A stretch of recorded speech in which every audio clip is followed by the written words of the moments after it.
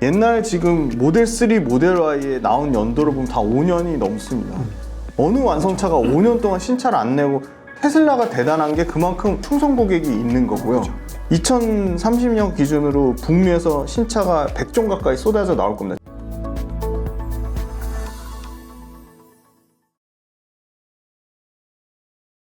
네, 구독자 시청자 여러분 반갑습니다. 박 작가입니다. 자, 오늘 토크 라운지에서는 이 정확한 데이터를 기반으로 주식의 트렌드와 가치를 분석하시는 전업투자자 김지훈 대표님을 모시고 이 자산시장 전반에 관한 깊은 인사이트를 들어보도록 하겠습니다. 대표님 안녕하세요. 안녕하세요. 대표님 반갑습니다. 네. 저희 채널 방문해 주셔서 너무 감사합니다. 저도 초대해 주셔서 너무 감사드립니다. 네네. 저희 채널 구독자분들께서도 아마 대표님 많이들 알고 계실 것 같아요. 네네. 혹시 또 잘 모르는 분들을 위해서 간단하게 셀프 소개 부탁드리겠습니다. 네, 저는 지금 현재는 전업투자자고요. 전업투자자 하면서 다행히 많은 분들이 김지훈의 훈훈한 주식 유튜브 채널을 많이 좋아해 주시고 응원해 주셔가지고 김지훈의 훈훈한 주식 유튜브 채널도 좀 혼신의 힘을 다해서 폭풍 성장 시키고 있는 중입니다. 그리고 지금 2차전지 관련된 강의를 하고 있고요. 지금 이제 아마 주소 넣어주실 텐데 강의하고 있고, 그 다음에 2차전지 관련된 책을 쓰고 있고, 증권사, 자문사, 운용사 제도권에 한 8년 정도 있었고요. 네. 네, 그리고 전업투자자 생활한 지는 증권사 가기 전에도 전업투자 생활을 잠깐 했었고, 그 다음에 증권사 나오고 자문사, 운용사 나와서도 전업투자자 생활했으니까 전업투자자 생활 한 거 기간 다 합치면은 그래도 한 전업투자자 생활도 한 9년, 10년 가까이는 된 것 같습니다. 네네. 그리고 그 전에는 제가 공대 나와서 엔지니어 생활 한 10년 했습니다. 그러면 어떻게 보면 지금 이런 기술주라든지 이런 분석을 하시는데 그런 공대 베이스의 지식들이 좀 많이 또 사용되는 경우들도 있겠네요. 아무래도 이해폭 자체가. 진짜 엄청 중요하고 좋은 질문 해주셨는데요. 네. 지식을 아는데도 도움이 되지만 아무래도 이 정보나 리소스를 얻는 데 있어서 여의도 애널리스트가 하는 정보랑은 조금 더 현실적이고 좀 더 그렇죠. 직접적인, 그러니까 네. 제가 전기차 쪽 관련된 엔지니어 생활을 안 했어도 연관 분야를 통해서 엔지니어들하고의 어떤 네트워크를 통해서 알 수 있는 부분이 또 좀 있고요. 그리고 그 기술적으로 이해하는데 속도는 빠를 수도 있겠다는 생각이 듭니다. 네.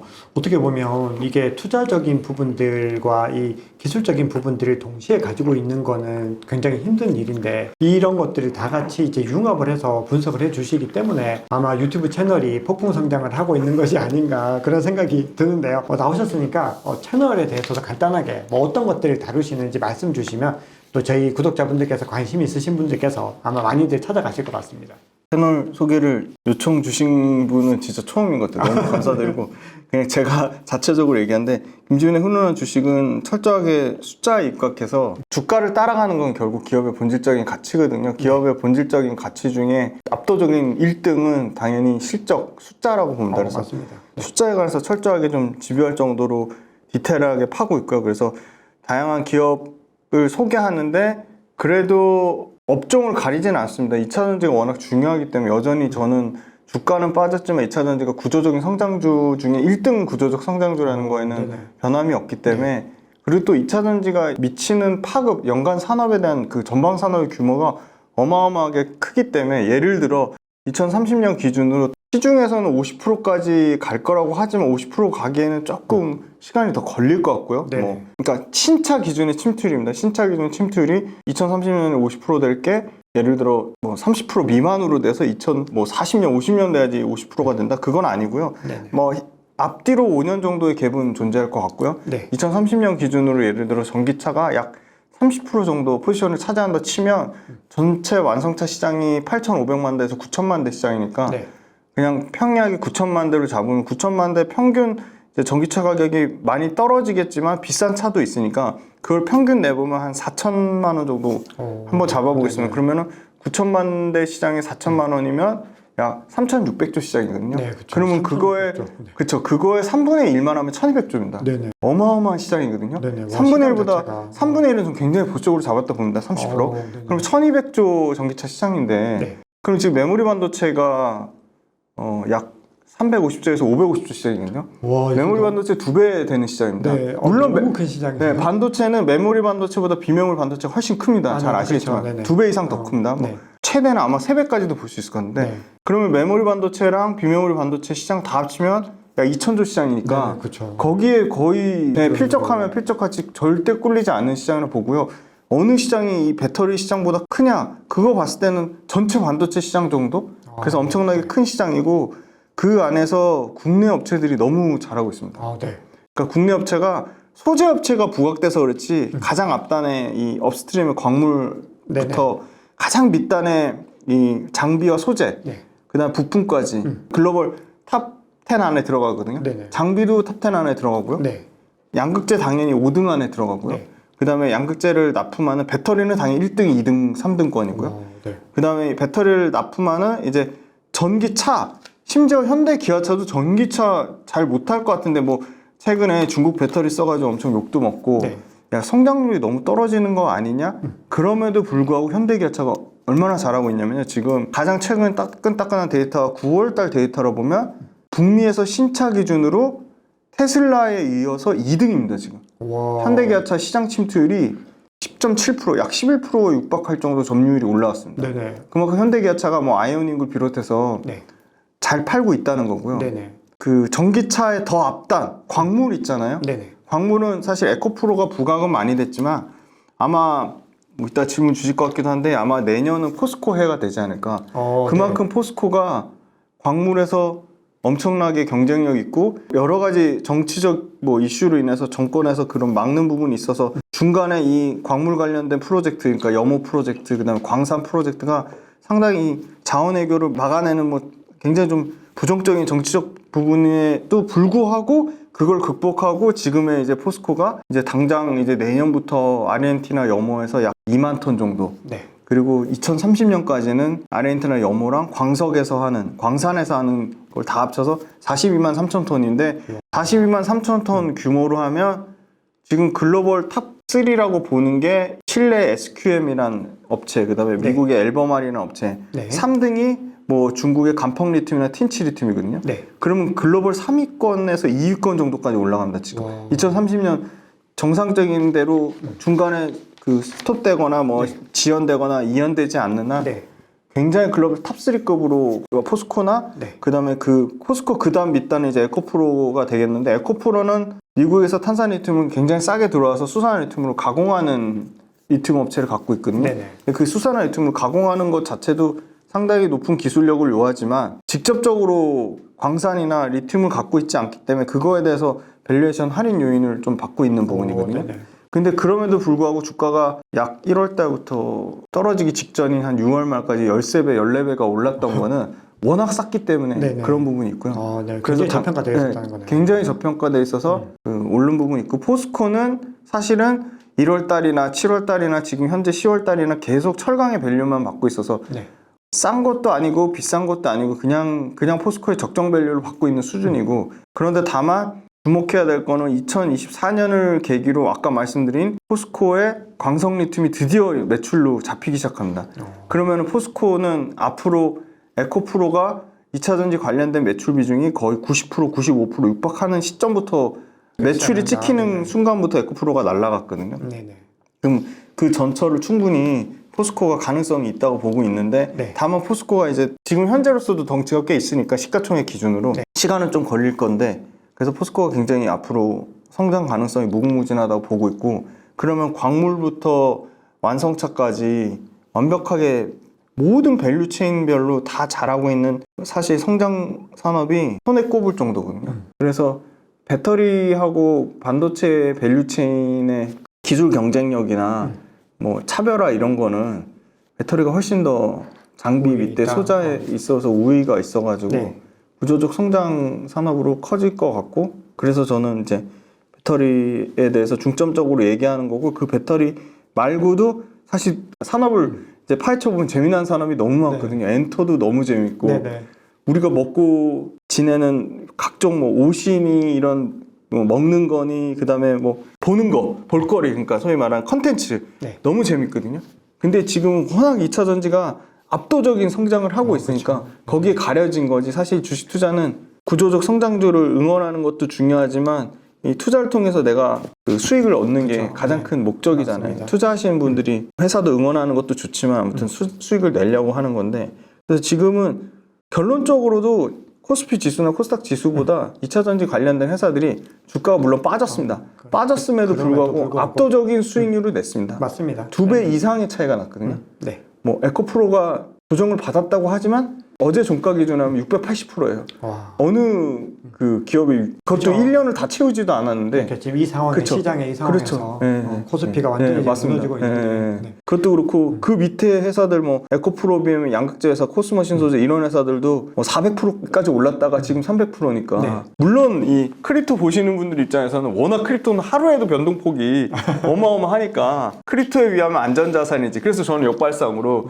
크립토 하시는 분들이 안전자산 개념으로 2차 전지를 좀 투자하시면 어떨까. 지금의 조정장은 여러분들에게 온 경제적 자유를 얻을 수 있는, 즉 부자가 될 수 있는 좋은 기회라고 생각합니다. 조정이 끝나고 앞으로 도래할 상승장에서 장기간 폭풍 성장에 초과 수익을 낼 수 있는 기업들로 여러분들의 포트폴리오를 반드시 만들 수 있습니다. 진짜 오를 기업을 찾는 방법을 꼭 알려드리겠습니다. 해당 영상 고정 댓글 링크를 통해서 신청하실 수 있습니다. 많은 관심 부탁드리겠습니다. 감사합니다.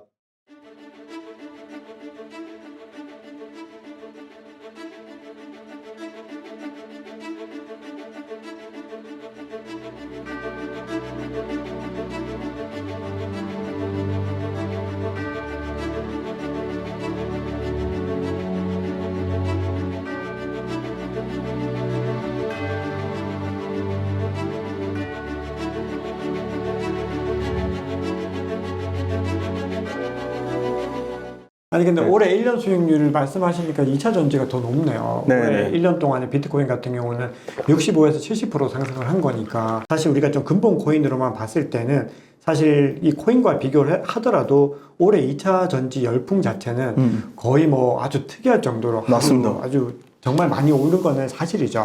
자, 근데 제가 이게 유튜브 채널 소개 부탁드렸는데 이분이 이 요약을 다 해주셨어요. 아니 근데 이 시장에 대해서 제가 뭔가 이게 대표님께서 영상 제가 보면서 대표님이 처음 2차 전지를 발견하셨을 때 마음이 뜨거워졌다라고 말씀하셨잖아요. 네, 맞습니다. 네. 그래서 그걸 그 말씀을 기억하시네. 듣고 아니 뭐 어떤 것이길래, 왜냐면 저는 2차 전지는 투자를 안 하니까 네. 안 하고 안 있으니까 하시구나. 네. 그래서 그거를 이제 어떤 것이길래라고 했는데 이게 들으니까 이 어떤 구조적인 기반에서 이 산업이 성장할 수밖에 없겠다는 생각이 들었고, 또 하나 또 대표님 말씀 듣고 생각을 했던 거는 저희가 일본과의 관계에서 반도체 어떻게 보면 소부장의 중심이 일본에 있었잖아요. 네, 맞습니다. 근데 그런 것들 때문에 우리나라가 반도체 강국이지만 그럼에도 불구하고 뭔가 일본의 어떤 그런 부분들에 의해서 타격을 받는 것도 있었고, 그리고 이제 앞서 말씀드렸던 것처럼 또 삼성 같은 경우는 메모리 반도체 분야에서 어떻게 보면은 세계 최강자 중에 하나지만 비메모리 네네, 분야에서는 맞습니다. 네. 여전히 아직까지는 세계적인 어떤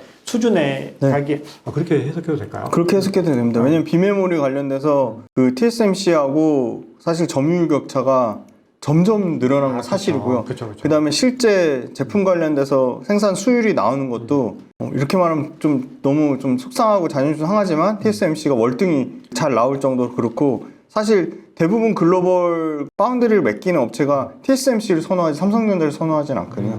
그거는 삼성전자가 상당히 기술적인 부분이든 고객사 측면이든 많이 격차가 벌어져서 삼성전자는 계속 어떻게 보면 희망적인 얘기를 하고 있지만 실질적인 상황은 반도체 다니는 친구들한테 많이 물어봐도 TSMC 약간 넘사벽적으로 생각하는 경향이 있어요. TSMC와의 격차도 계속해서 좀 네네. 벌어지고 있는 네네. 상황이고, 사실은 이런 구조들이 바뀔 기미가 보이진 않는 거죠. 네, 쉽지 않다. 왜냐하면 오히려 더 견고해지고, 아까 대표님께서 앞서 말씀하셨던 것처럼 뭐 파운드리 산업에서도 네네. 어떻게 보면은 TSMC를 더 선호하는 그런 네네. 포지션들이 강해진다라고 봤을 때 우리 국민들 사이에서 어떻게 보면은 삼성 하면은 그냥 믿고 가는 네, 맞아요. 주식이라는 게 네네네. 있었고, 삼성은 무조건 장기적으로 모아야 된다라는 그런 어떤 내러티브가 있었는데, 사실은 그런 기준들이 많이 좀 무너지고 있는 분위기인 거죠. 왜냐하면 네네. 이건 우리가 과거의 어떤 부분들을 뭐 너무 맹신하기보다는 어쨌든 이 산업의 변화들, 이 네네. 트렌드의 변화들을 맞습니다. 봐야 되기 때문에 네. 삼성이 계속해서 잘 되길 바라지만 네네. 그럼에도 지금 이제 2차 전지가 더 부각되는 네네. 그리고 미래가 더 유망한 종목으로 또 올라왔다라는 거는 네네. 어쨌든 기정 좀 사실로 보입니다. 네네. 그래서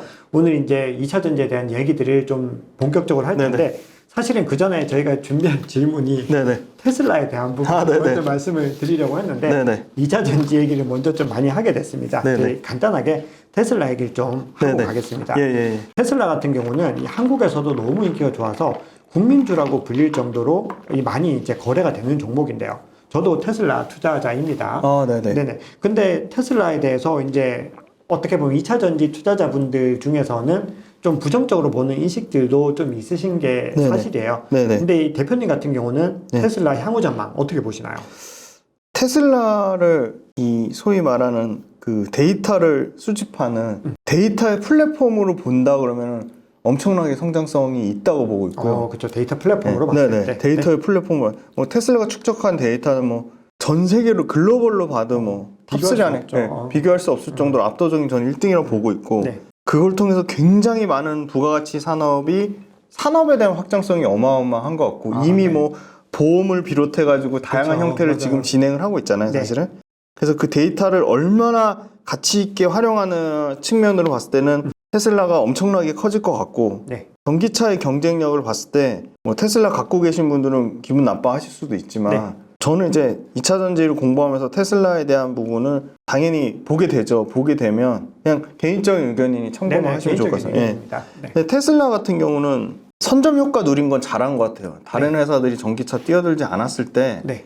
전기차를 발빠르게 뛰어들어가지고 굉장히 전기차 시장 자체를 현재도 많이 키우고 있는 네. 리더죠. 리더인데 그러면 그 리더의 지위를 유지하려면 테슬라가 만드는 전기차 자체의 경쟁력이 매우 높아야 된다고 생각하거든요. 그렇죠. 네네. 근데 전기차 자체의 경쟁력이 매우 높냐? 그 점은 퀘스천 마크인 거죠. 왜냐면 원래 자동차를 만드는 회사가 아니었고 네. 자동차를 만드는 회사들은 전기차에 그렇게 욕심을 안 부려도 될 정도로 이미 그 내연기관 차를 잘 팔고 있었기 때문에 네. 전기차 시장이 그렇게 아쉽지 않았던 거죠. 그런데 구조적으로 환경적인 요인에 의해서 이제는 결국은 다 2030년까지 다 탈탄소로 갈 거니까 네. 탈탄소로 가면 이제 전기차는 선택사항이 아니고 그쵸, 필수니까 전기차로 가면 휘발유차를 계속 고집할 수가 없고 휘발유차를 결국 생산을 중단하고 다 전기차로 바꿔야 되는데 차관점에서 보면 원래 차를 만들던 회사들이 당연히 차를 더 잘 만들겠죠. 네. 그래서 전기차 관련돼서 테슬라가 선점 효과는 잘 누렸지만 실제 데이터가 테슬라의 점유율이 심지어 북미에서조차 계속 뺏기고 있고요.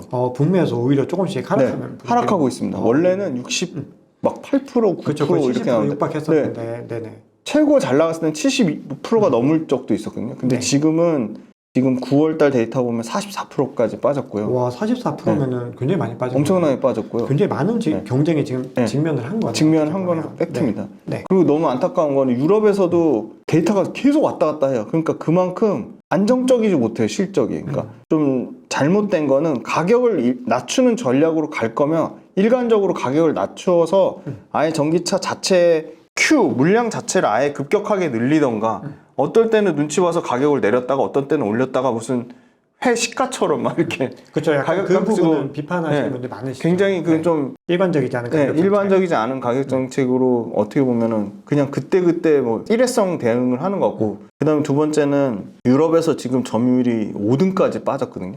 이거는 그러니까 제가 최근 들어서 제가 네. 집계를 안 해봐가지고 그러니까 굉장히 많이 좀 변화들이 네. 생겨나고 있네요. 모델 3 거. 같은 경우는 잘 팔려요. 모델 3 단일 브랜드로는 유럽에서도 1등이에요. 유럽에서 1위. 1등인데 모델 3, 모델 S, 모델 Y 다 합친 테슬라 브랜드로 치면 1등이 유럽에서 당연히 폭스바겐이 1등이고요. 네. 2등이 스텔란티스 그리고 3등이 현대기아차예요. 어마어마하죠. 네. 이게 전기차 기준인 거죠? 네, 전기차 그렇죠? 기준이니까. 네. 4등이 BMW, 5등이 테슬라입니다. 와, BMW한테 네, 밀려 있다. 밀려 있습니다. 네. 야, 이건 저도 한번 네. 통계를 좀 봐야겠습니다. 네. 이게 참. 네. 그래서 테슬라가 상당히 점유율이 계속 떨어지고 있다는 거고요. 소비자는 다양한 형태의 차를 선택하겠죠. 뭐 디자인이 뛰어난 차, 아니면 진짜 전기차의 심장은 에너지 밀도니까, 네, 그렇죠. 배터리니까 네. 좋은 배터리를 쓰는 차, 멀리 가는 차, 네. 주행거리가 뛰어나고 충방전이 빨리 되는 차. 그럼 그런 측면으로 봤을 때 테슬라가 전기차의 성능은 뛰어난데 다른 부분, 차가 제공하는 다른 뭐 디자인적인 요소라든지 차가 제공하는 다른 여러 부가가치적 요소라든지 그런 측면으로 봤을 때는 굉장히 경쟁력이 떨어지는 거죠. 네. 그러면은 사실은 선택의 폭이 넓어야 되는데 네. 모델 2 같은 경우도 벌써 나온다고 얘기한 지 1년 반이 넘었는데 안 나왔거든요. 네, 그러니까 굉장히 그런 네. 어떻게 보면 이게 일론 네. 머스크 타임이라고 네, 해서 네, 늘 보면은 네. 얘기하고도 1년에서 네. 3년 막 그렇게 네. 멀어지는 것들이 있으니까. 그래서 그런 측면이 있고 사이버 트럭 같은 경우도 지금 2년이 정체됐거든요. 사실은 제가 사이버 트럭도 여쭤보려고 했는데 사이버 트럭이나 세미 트럭이 또 좀 중요한 역할을 해줄 거라고 굉장히 중요한 역할을 생각하는데 할 거라고 봅니다. 네, 특히 북미 시장 같은 경우는 맞습니다. 네. 픽업 트럭이나 이런 것도 네네. 중요한데 워낙 많이들 타고 네. 시장에서 차지하는 포지션도 되게 커요. 그렇죠. 엄청 근데 큰 계속 이렇게 사이버 트럭도 그렇고 모델 2도 그렇고 옛날 지금 모델 3, 모델 Y에 나온 연도를 보면 다 5년이 넘습니다. 어느 완성차가 5년 동안 신차를 안 내고 테슬라가 대단한 게 그만큼 좋게 얘기하면 테슬라에 대한 충성 고객이 있는 거고요. 그렇죠. 네. 2030년 기준으로 북미에서 신차가 100종 가까이 쏟아져 나올 겁니다. 전기차 신종, 네네, 그렇죠. 신종이. 그 정도 나오겠네. 그 다음에 유럽도 당연히 마찬가지입니다. 유럽은 더 많이 나올 거로 예상해요. 80종에서 120종인데 엄청나게 좋은 전기차 신차가 쏟아져 나올 건데 일관적인 정책을 고수 안 하고 왔다 갔다 하고 그 다음에 가격뿐만이 아니라 나머지 디자인적 요소나 차가 제공하는 다른 부가가치 창출하는 부분에 대해서 제가 봤을 때는 상당 부분 다른 차를 전문적으로 만드는 완성차 업체보다 떨어진다고 생각하거든요. 네. 안에 내구성 측면도 그렇고 네네. 네. 그리고 차 자체의 경쟁력보다는 테슬라를 통해 얻는 데이터를 활용하는 데 더 초점을 맞추는 것 같아요. 네네. 오히려. 네, 네, 오히려. 약간 그런 스탠스들이 많이 느껴져요. 데이터를 활용하는 거.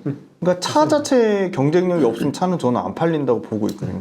그래서 계속 그거는 차에 대한 부분은 약하게 될 거고 그렇다고 시장 지위가 뭐 지금 미국에서는 거의 44% 정도면 어마어마한 시장이죠. 왜냐면 제가 재미난 게 유럽은 스텔란티스랑 폭스바겐의 점유율 차이가 매달 확인을 해도 6, 7% 안짝이에요.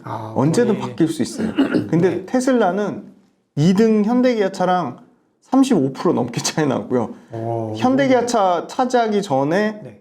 예를 들어 폭스바겐이 2등 한 적도 있는데 폭스바겐이랑 뭐 40% 가까이 차이가 났거든요.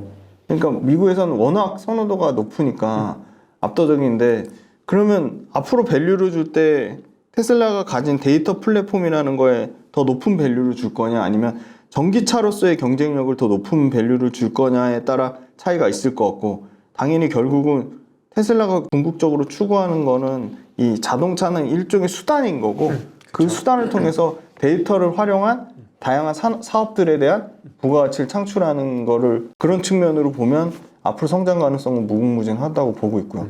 전기차 섹터로 분류돼서 부각이 되니까 그러면은 그런 측면으로 봤을 때는 성장 여력은 크지 않다. 지금 호랑이 없는 굴에서 여우가 왕노릇 탄 거기 때문에 지금 폭스바겐이 스텔란티스니 BMW니 아우디니 미국의 GM, 포드가 얼마나 쟁쟁한 글로벌 탑 회사인데 테슬라가 얼마나 꼴 보기 싫겠습니까? 같지 않고. 그렇죠. 네. 그래서 저는 그 측면이 전기차가 만약에 오히려 가격이 떨어지면 전기차라는 거는 하이엔드 모델만 타는 게 아니고 엔트리나 볼륨 모델도 있잖아요. 그렇죠. 엔트리는 무조건 지금 LFP 배터리로 간다고 난리인데 그래서 테슬라가 LFP 배터리가 요 말도 꼭 드리고 싶었는데 LFP 배터리가 정말 좋은 배터리고 정말 경쟁력이 있었으면 일론 머스크 성격상 이거 그냥 중국이 개발해서 중국이 이거 활개치게 안 놔두죠. 직접 자체 개발하고도 남았을 겁니다. 뭐든지 인하우스를 보통 하는 스타일이니까 일론 머스크가. 그래서 테슬라가 4680 원통형 배터리 3년째 지금 수율 안 나오는데도 거기에 매달리는 거는 결국 미래는 4680 원통형 배터리가 대세가 될 거다.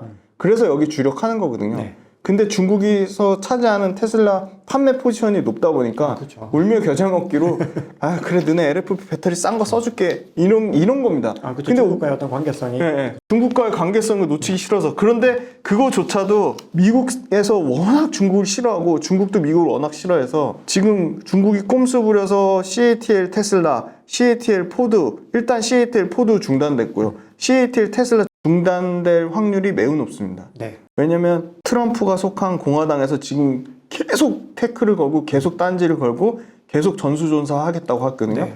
아주 부정적이에요. 테슬라 너네 중국한테 그렇게 꼼수 부려가지고 그거 안 돼. 그 계속 얘기하고 있거든요.